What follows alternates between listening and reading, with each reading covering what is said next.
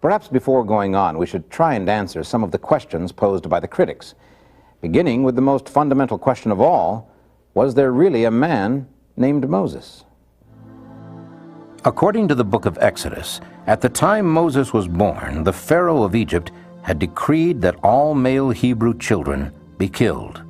The mother of Moses, unwilling to follow this horrible edict, put her young son in a basket made of reeds and set it adrift on the river. The daughter of Pharaoh found the basket and took the child for her own son. Moses was transformed from the child of Hebrew slaves to the grandson of the Pharaoh in a single day. But Moses' life in the court of the Pharaoh came to an abrupt end when he saw an Egyptian taskmaster beating a Hebrew slave, and in a rage, Moses attacked the Egyptian and killed him.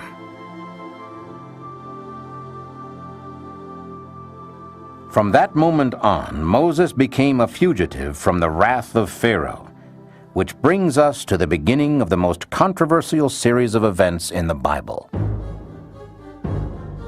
Moses fled into the desert to escape the Pharaoh's soldiers. After wandering for many days, he came across a small tribe of nomadic shepherds in what was then the land of Midian.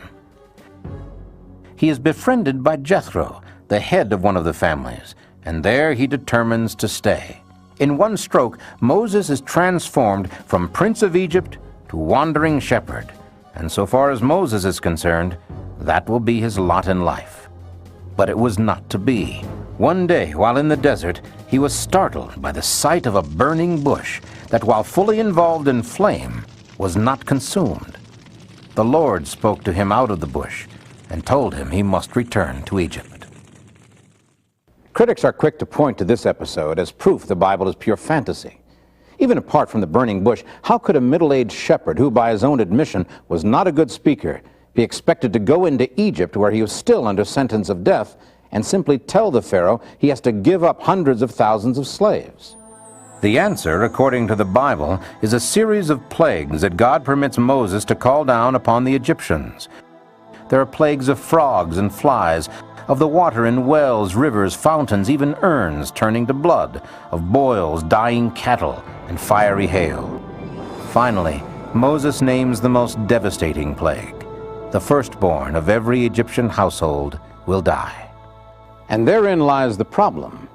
Critics insist that the Egyptians were such astute record keepers that something so tragic, so all-encompassing, would certainly have been recorded by their own scribes as well as by Moses.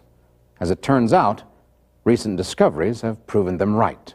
And there's an ancient Egyptian papyrus document called the Ipuwer Papyrus, and it recounts in eyewitness fashion the plague of blood, the plague of cattle disease, the plague of strange fire phenomena, the plague on the firstborn, the strange darkness, all the events that we previously thought we only knew about from the Bible. We can read about it in the Egyptian records. Given the severity of these plagues, it is not unlikely that the Pharaoh would at last let the people of Israel go. But somewhere along the line, he had a change of heart. And here the biblical record stands alone in its depiction of what many still regard as an unbelievable miracle. Yet except for this miracle, there would be no Bible or the possibility of a Bible code.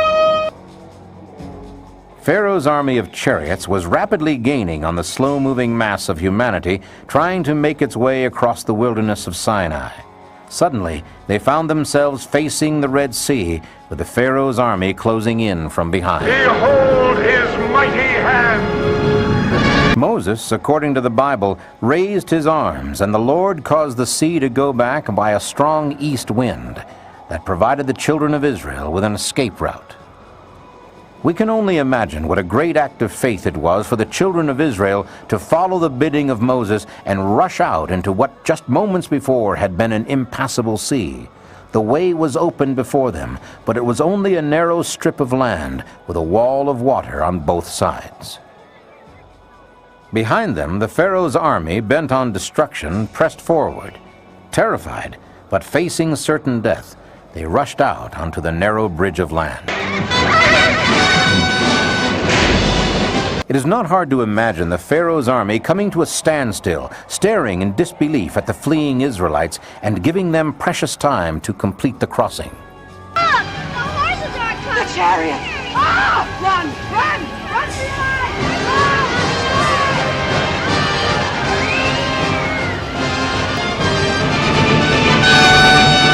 Who shall withstand the power of God?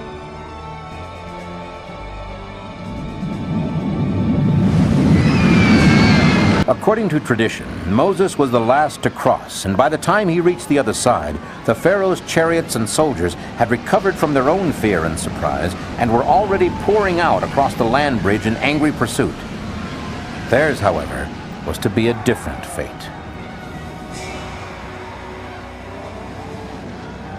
The wind ceased and the water rushed in upon the Egyptian army, drowning men and horses alike.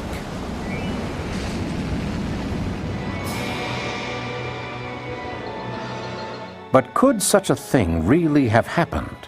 Oddly enough, it was Napoleon who first discovered that indeed it could. At this site in 1799, Napoleon's engineers discovered an underwater ridge some 600 feet wide that extended from shore to shore. His engineers calculated the right time for crossing this 5.2-mile strip when the east wind would blow sufficiently to clear the seabed of water.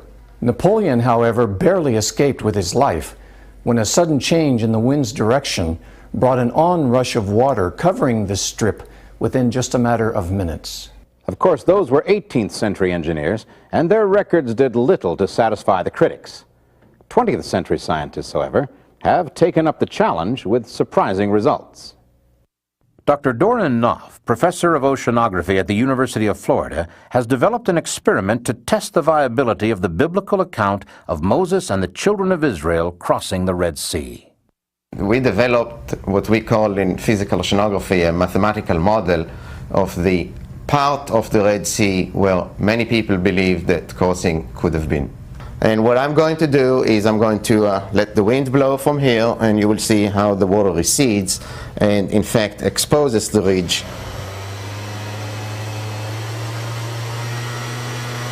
I'm going to gradually increase the wind.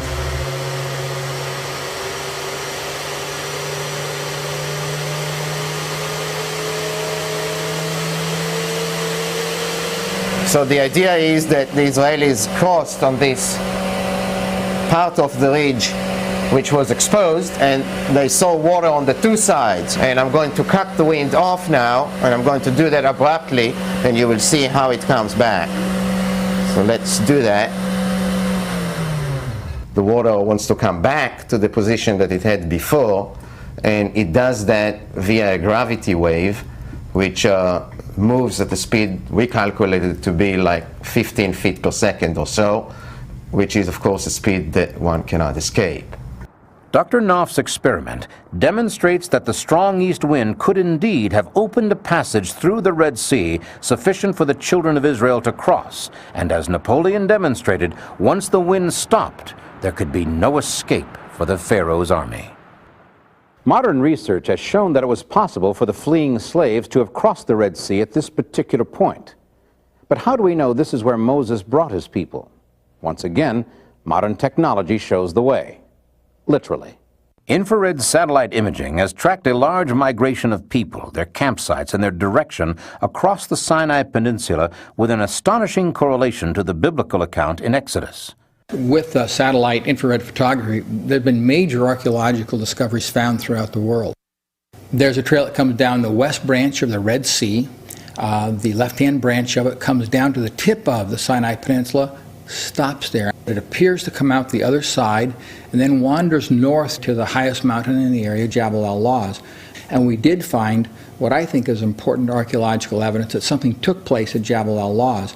We found at the base of this mountain 12 pillars, 18.5 feet in diameter. Why not 7? Why not 11? Why 12? With 12 tribes of Moses fitting so perfectly into that scenario.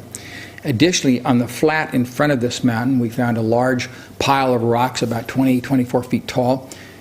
There's a petroglyph of an Egyptian, not an Arabic drawing, but an Egyptian drawing of the golden calf. And additionally, at the base of the mountain, we found kind of a wing-shaped formation, foundation pointing towards the mountain, and there we found marble, round marble stones. This is some of the stone of it. This rock is not indigenous to that area of Saudi Arabia, let alone to Saudi Arabia. Somebody brought this in a tremendous distance. Something really did take place at this mountain, and it may well have been the Exodus. All these findings seem to confirm the discovery of the real Mount Sinai according to information provided in the Bible. Could this then be the actual route of the Exodus? Are we now within sight of the biblical Mount Sinai and the miraculous meeting that produced the Torah? Modern technology, it seems, can confirm that there was a man called Moses, that there was a massive exodus of people out of Egypt, and that these people did cross the Red Sea and go into the ancient land of Midian, now Saudi Arabia. But was Moses responsible for this book, the Torah, or what we commonly refer to today as the first 5 books of the Bible? And can modern technology confirm what may be the most fantastic biblical discovery of all time, the existence of the Bible code?